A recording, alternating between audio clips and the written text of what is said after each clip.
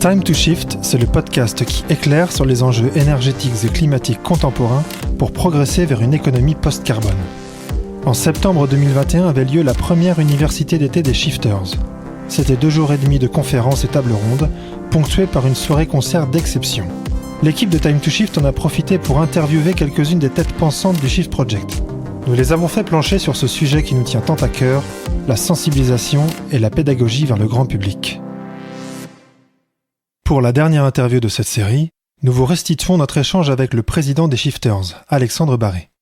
Dans cet épisode, Alexandre nous livre son bilan de la Big Review, enquête géante sur l'acceptabilité des propositions du Shift Project et projet phare des Shifters en 2021, son point de vue sur les techniques de sensibilisation et quelques clés sur l'avenir à court terme des Shifters.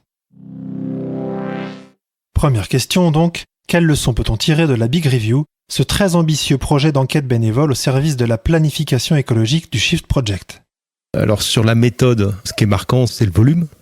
Parce qu'on a quand même discuté avec plus de 2500 personnes. Et 2500 personnes qui ne sont pas restées discuter 2 minutes. C'est-à-dire que c'est des gens qu'on garde 1 heure, 2 heures, qui participent à un groupe de travail, qui y réfléchissent tous ensemble. C'est quand même pas du tout anodin. C'est-à-dire que c'est quelque chose qui est, en termes de volumétrie, on est sur quelque chose d'assez important. Donc ça, c'est quand même quelque chose de marquant.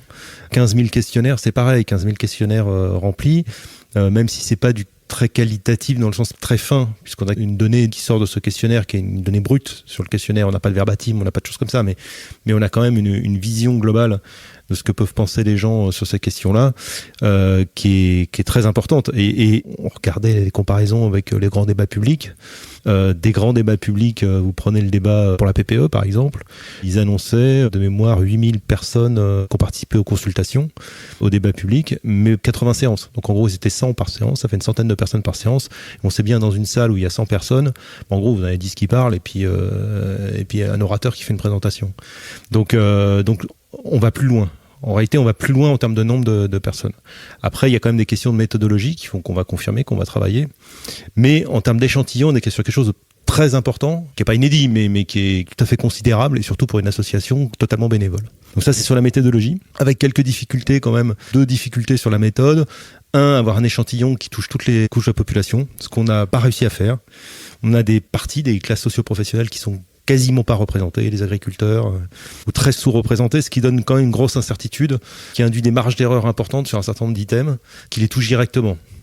Alors par contre, ça donne quand même des enseignements, parce que le fait même qu'on n'arrive pas à les toucher, ça veut dire qu'elles ne sont pas accessibles même quand on veut aller les voir. Ça, c'est quand même riche d'enseignements, parce que ça veut dire qu'on a une vraie difficulté, je ne sais pas si social c'est le bon terme, mais il y a une vraie barrière sociologique qu'on a du mal à franchir, même quand on veut le faire. Et ça, c'est quelque chose d'important pour nous, surtout si on veut faire de la sensibilisation derrière. Donc ça, c'est la première chose en termes d'enseignement. La deuxième chose qui est intéressante en termes d'enseignement, c'est chez les shifters. On s'était fixé une cible à 1000 consultations.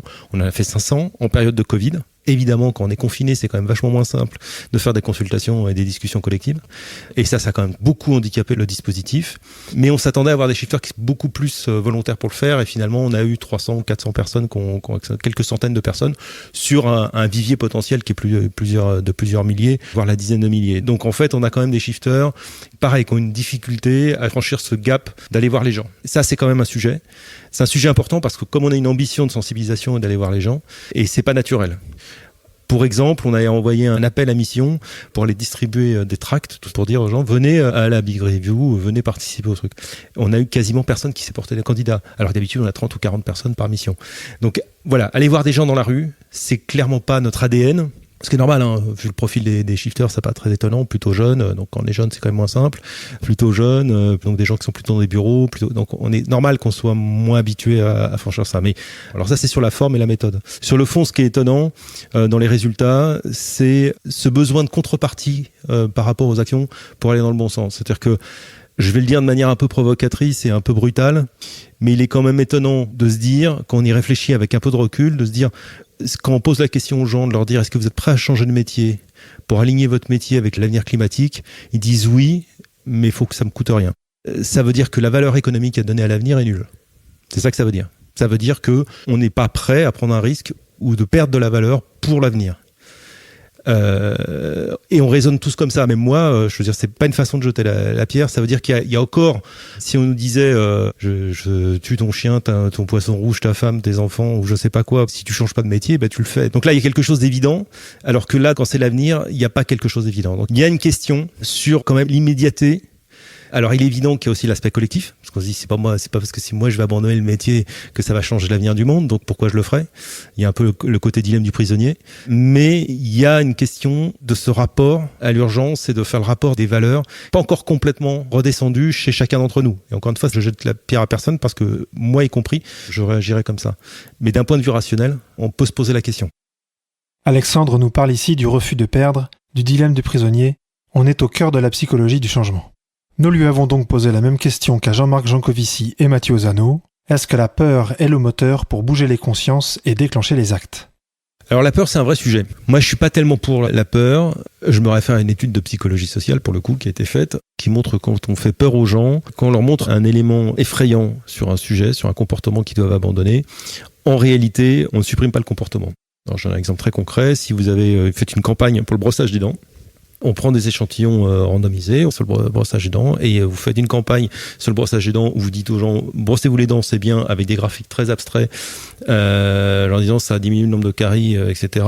Vous obtenez un résultat. Si vous passez le même message, mais au lieu de monter des graphes sur la baisse du nombre de caries, vous montez des dents avec des trous et des chicots et des bouches très moches, et en fait vous avez moins de résultats. Votre campagne pour la promotion du brossage de dents marche moins bien.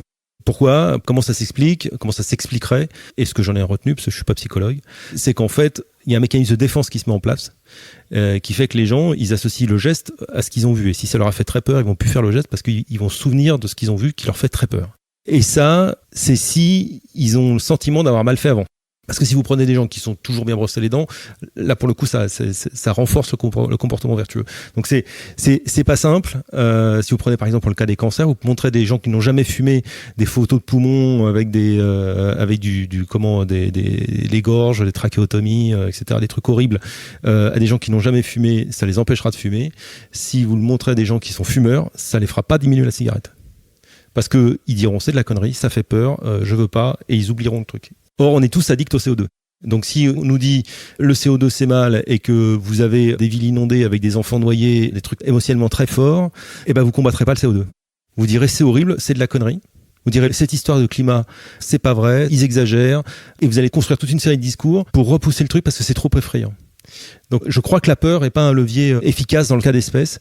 Il peut l'être donc dans certains cas où les gens n'ont pas encore basculé dans le comportement qu'on essaie d'éviter. Il y a d'autres leviers, et moi je crois beaucoup au levier du groupe. Dans un groupe, le premier qui vient en vélo, il passe pour un original, le dernier passe pour un imbécile. Et donc, c'est le groupe qui va nous faire changer notre comportement. Je sais pas, au shifter, vous avez une table de shifter où tout le monde, vous allez tous au restaurant. Qui aura le courage de commander une entrecôte ? Est-ce que vous avez déjà été au restaurant avec des shifters, senti le moment de malaise quand on distribue la carte et savoir qu'est-ce qu'on commande ? Je vous vois rigoler, donc vous l'avez senti. Ce moment où tout le monde se dit, quel truc je vais prendre ? Et ça, c'est la puissance de groupe. Et ça, c'est très fort. C'est quasiment imparable. Parce que dans ce cas-là, vous avez le punk qui prend une entrecôte pour embêter tout le monde, pour faire le malin. Mais en réalité, même ceux qui prennent d'habitude du poulet, finalement, ils vont prendre un plat de pâtes, quoi. Et donc, il va y avoir une espèce de compétition à la conformité au groupe qui fait que cette norme sociale va s'imposer et les gens vont changer leur comportement. Donc, en termes de stratégie, moi, je crois beaucoup plus à des actions de terrain qui ne sont pas des actions de conviction, parce que les actions de conviction, on va avoir beaucoup du mal. Mais des actions de terrain d'identification et de compréhension de quels sont les gens, à quel endroit les comportements vertueux, où est-ce qu'ils naissent spontanément, parce que vous avez des individus qui vont avoir naturellement cet élan-là ou une histoire qui les amène vers ça. Et ces comportements vertueux qui éclosent, vous les favorisez, un peu comme en permaculture en fait. Vous avez des trucs qui poussent, et ces trucs qui poussent, vous les favorisez par un écosystème, et eux, ils vont venir essaimer tout autour. Et après, vous avez des taches de léopard qui se créent à droite et à gauche, et le but, c'est de transformer le léopard en panthère. Parce que ces taches, elles vont apparaître à droite et à gauche, il ne faut pas qu'elles soient éloignées trop les unes des autres, et elles vont finir par coalescer, se rejoindre, et plus elles sont grosses, et après vous avez les grosses taches, vous allez passer d'abord du léopard à la vache Holstein, et puis vous finirez sur la panthère. Et c'est ça, je pense, la trajectoire la plus sûre. Mais si on s'y prend bien, on y arrivera. On parle donc des changements de référence culturelle, du déplacement des normes sociales. Sauf qu'aujourd'hui, le travail reste largement à faire et il n'est pas toujours facile d'avoir le sentiment de se priver quand les autres s'embarrassent moins d'éthique environnementale. Alors, jusqu'où un shifter doit-il aller dans l'exemplarité ? Doit-il être un saint du carbone pour convaincre ? Alors je crois qu'on peut pas l'être absolument exemplaire. Alors, c'est compliqué parce que ça dépend à qui on s'adresse. Je prends un exemple très très concret. On sait qu'une façon facile d'éviter les émissions de gaz à effet de serre, pas les éviter mais les diminuer, c'est d'avoir un logement à 19 degrés l'hiver. 19 degrés en hiver, si vous vivez en famille, ça peut être compliqué. Vous avez des enfants en bas âge, vous faites comment ? Est-ce que vous imposez à vos enfants de vivre à 19 degrés ? Si vous êtes chez vos parents, est-ce que vous imposez à vos parents de vivre à 19 degrés ? C'est pas facile. Rien que pour prendre cet exemple-là, je peux prendre un autre exemple très concret. Il se trouve que pour des raisons professionnelles, je fais des allers-retours, je fais régulièrement les trajets Paris-Toulouse. Administrativement, il se trouve que c'est plus simple de me faire l'aller-retour en avion. C'est plus facile. Tout est prévu pour ça. À chaque fois, je leur demande de le faire en train, et à chaque fois, je leur complique leur process. Je remercie ma gentille interlocutrice qui, à chaque fois, est obligée de courir à l'autre bout du bâtiment, faire signer une dérogation au directeur des études, parce que c'est un truc d'enseignement, au directeur des études, pour que j'ai la capacité de faire le trajet en train. Le truc est organisé pour être fait en avion. C'est compliqué pour moi d'être à ce point désaligné de venir en avion et d'expliquer à 8 heures aux étudiants que le climat c'est un problème. Mais quelqu'un d'un peu moins motivé ou qui est face à une interlocutrice un peu moins intelligente, il se retrouve dans une situation impossible. En quoi on peut lui reprocher ? On ne peut pas lui reprocher. C'est pour dire que la situation n'est pas simple. On est dans des structures, des organisations qui ne nous aident pas. Alors par contre, évidemment, si vous sortez d'un Teach the Shift pendant 1 heure, vous avez expliqué à tout le monde que 23% des émissions de gaz à effet de serre d'un Français, c'est son alimentation, et vous allez au restaurant où vous commandez une entrecôte, là il y a un sujet quand même. Là, il y a un problème d'alignement et vous êtes plus crédible. Vous tuez votre discours en une parole. Voilà, faut pas être intégriste. Il faut comprendre qu'il y a des étapes, il y a un moment, il y a un chemin à faire. Les actes sont évidemment plus importants, sont plus remarqués. L'exemplarité est plus remarquée que ce que vous dites. C'est évident. Néanmoins, je pense que s'il y a un message à retenir, à titre individuel, ce qui est important, c'est de jamais revenir en arrière. C'est pas tellement de faire bien tout de suite. Et d'ailleurs, on conseille de pas faire tout bien tout de suite. Parce que c'est trop difficile. Parce que si du jour au lendemain, vous regardez, on en connaît des gens qui ont fait ça, qui arrivent, qui découvrent Jean-Marc, qui se tapent les 18 heures de cours des mines, qui dorment pas pendant 3 jours, qui finissent déprimés, et qui d'un seul coup vivent dans le froid, se déplacent plus en avion, se déplacent plus qu'à pied et en vélo, et mangent plus que des graines. Bah, ça dure pas longtemps. Il faut adapter son mode de vie, il faut y aller tranquillement, et pas revenir en arrière, jamais revenir en arrière. Et ça va vite, parce que, je disais en plaisantant, on a le temps, il faut mesurer les constantes de temps. C'est 2050 la neutralité carbone. Il faut diminuer de 5% par an. Diminuer de 5% par an votre empreinte, c'est quand même pas si compliqué que ça si vous commencez par exemple de dire je mange plus de bœuf. Ou je mange de bœuf plus que très rarement quand j'ai vraiment pas le choix ou quand j'ai vraiment envie de me faire plaisir. Mais voilà. Et là, vous diminuez déjà très rapidement votre empreinte carbone. Peut-être pas les 5%, mais quasiment. Donc ça, c'est acquis. Puis il faut passer aux 5% d'après, l'année d'après. Mais c'est 1 an. C'est pas 3 jours. C'est 1 an. Puis l'année d'après, vous passez à je me déplace plus, je prends plus l'avion. Vous gagnez 15% ou 20%, vous prenez plus l'avion, déjà ça va être très très vite. Vous ne jamais plus le reprendre. C'est un chemin sans retour. C'est comme quand on arrête de fumer. On arrête de fumer, on ne refume plus. Si on se remet à fumer, c'est fini. Quand on est alcoolique, on ne retouche plus une goutte d'alcool. Bah nous, on est CO2-lique. Voilà. Bon, mis à part cette indispensable inscription générale aux décarbonés anonymes, voire l'adresse en bas de page, quel est l'agenda à venir pour les shifters ? De quelques dizaines à plus de 10 000, la question de l'organisation du collectif doit se poser, non ? Pour les shifters en général, le vrai sujet, c'est de faire ce basculement d'appropriation par les shifters d'un grand nombre d'actions. Donc les initiatives autonomes, les mini-missions, c'est-à-dire des actions qui sont lancées par les shifters, portées par les shifters jusqu'au bout. Et ça, c'est le basculement qu'on doit faire, qui a une vraie révolution. Jusqu'à présent, quand même, c'est beaucoup le CA qui impulsait des choses, qui pilotait, etc. On va continuer à faire ça, mais on peut le faire quand on est 500, on peut le faire quand on est 1000. On peut pas le faire quand on est quelque chose entre 3000 et 12 000. Il y a plein de gens qui s'ennuient et qui voudraient faire des choses parce que nous, on n'arrive pas, on est limité par notre capacité de pilotage, donc on arrête de piloter.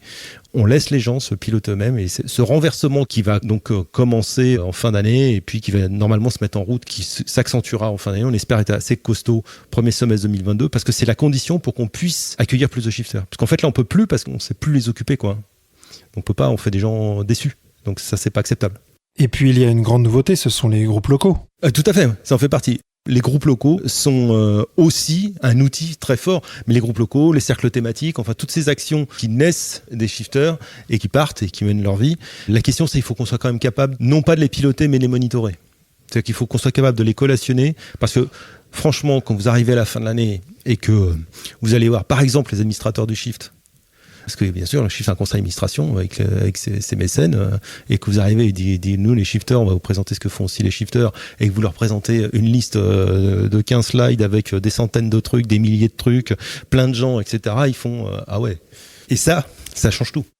Donc il faut qu'on soit capable de récupérer cette information-là, parce que si on la perd, on a gagné la bataille sur le moment, mais on a perdu la guerre à la fin. On comprend donc que le moment est désormais à la multiplication des initiatives locales sur tout le territoire, avec de plus en plus de contenu sur tous les sujets. Mais du coup, comment éviter que des groupes locaux fassent la même chose dans des coins de France différents, sans le savoir, et sans accorder les violons ? Bref, comment rester à la fois efficace et éviter la cacophonie ? Alors ça, c'est un autre débat. Il y a deux aspects. Il y a un premier aspect duquel il faut se dégager, c'est que en France et en Occident, de manière générale, je dis ça parce que je pense à d'autres pays plus en Asie, on a tellement intégré travailler à ressources contraintes, je parle de ressources humaines, contraintes, qu'on passe notre temps à essayer d'optimiser les process pour éviter d'occuper des gens. C'est-à-dire que quand vous avez deux activités qui sont identiques faites par deux personnes, vous cherchez à les faire plus que par une personne et augmenter la productivité de la personne. C'est complètement intégré, c'est-à-dire qu'on ne réfléchit même plus pourquoi on fait ça, on dit qu'il faut faire ça, et c'est un réflexe chez nous dans tous nos modes d'organisation. Alors nous, c'est l'inverse, on a trop de mecs. Donc à la limite, si on en a deux qui font en parallèle, c'est pas très grave.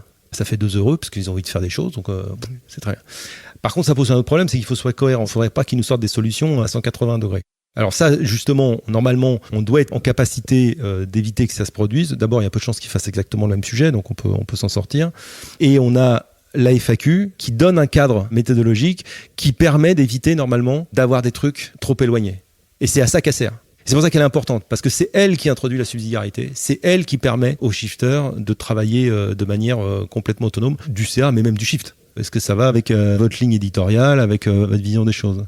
La FAQ nous cadre ça. La FAQ, on est en train de la remettre à jour, on va l'ancrer. Normalement, on ne devrait plus avoir ce problème-là. Merci à Alexandre pour cette belle feuille de route du shifter. C'était le dernier épisode de notre série consacrée aux interviews de l'univers shifté version 1. Nous espérons que leur écoute aura été pour vous agréable et utile dans votre action, et nous vous attendons très nombreux à la prochaine édition 2022 qui se tiendra les 25 et 26 juin à Lyon. Merci pour votre écoute et à très vite pour un prochain épisode. Le podcast Time to Shift est réalisé par les Shifters, les bénévoles du Shift Project. Ce think tank dirigé par Mathieu Ozano et présidé par Jean-Marc Jancovici a un objectif, faire progresser le débat et les actions pour une économie post-carbone. Un monde libéré des énergies fossiles et préservé du changement climatique. À bientôt pour toujours plus de Shift.